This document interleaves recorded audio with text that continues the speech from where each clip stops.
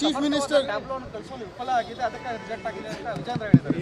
ನೋಡಿ, ವಿಜೇಂದ್ರ ಅವರು ಯಾವ ಸಚಿವರು ಕೂಡ ಅಲ್ಲ, ಯಾವ ಅಧಿಕಾರಿನೂ ಅಲ್ಲ. ಅವರು ವಿಜೇಂದ್ರ ಒಬ್ಬ ಪಕ್ಷದ ಅಧ್ಯಕ್ಷರು.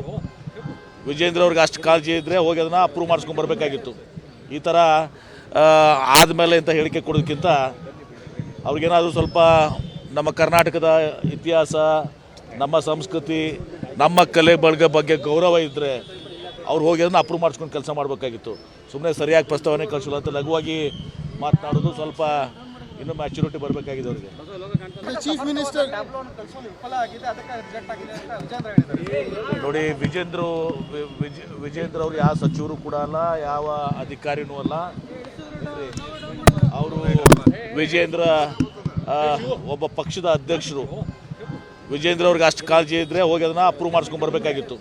ಈ ಥರ ಆದಮೇಲೆ ಅಂತ ಹೇಳಿಕೆ ಕೊಡೋದಕ್ಕಿಂತ ಅವ್ರಿಗೇನಾದರೂ ಸ್ವಲ್ಪ ನಮ್ಮ ಕರ್ನಾಟಕದ ಇತಿಹಾಸ, ನಮ್ಮ ಸಂಸ್ಕೃತಿ, ನಮ್ಮ ಕಲೆ ಬಳಗ ಬಗ್ಗೆ ಗೌರವ ಇದ್ದರೆ ಅವ್ರು ಹೋಗಿ ಅದನ್ನು ಅಪ್ರೂವ್ ಮಾಡಿಸ್ಕೊಂಡು ಕೆಲಸ ಮಾಡಬೇಕಾಗಿತ್ತು. ಸುಮ್ಮನೆ ಸರಿಯಾಗಿ ಪ್ರಸ್ತಾವನೆ ಕಳಿಸಲ್ಲ ಅಂತ ಲಘುವಾಗಿ ಮಾತನಾಡೋದು ಸ್ವಲ್ಪ ಇನ್ನೂ ಮ್ಯಾಚುರಿಟಿ ಬರಬೇಕಾಗಿದೆ ಅವರಿಗೆ. ಅನುಕ್ಷಣದ ಸುದ್ದಿಗಳಿಗಾಗಿ ವಿಸ್ತಾರ ನ್ಯೂಸ್ ಯೂಟ್ಯೂಬ್ ಚಾನೆಲ್ ಸಬ್ಸ್ಕ್ರೈಬ್ ಮಾಡಿ. ಹೊಸ ಸುದ್ದಿಗಳ ನೋಟಿಫಿಕೇಶನ್ಗಾಗಿ ಬೆಲ್ ಐಕಾನ್ ಕ್ಲಿಕ್ ಮಾಡಿ.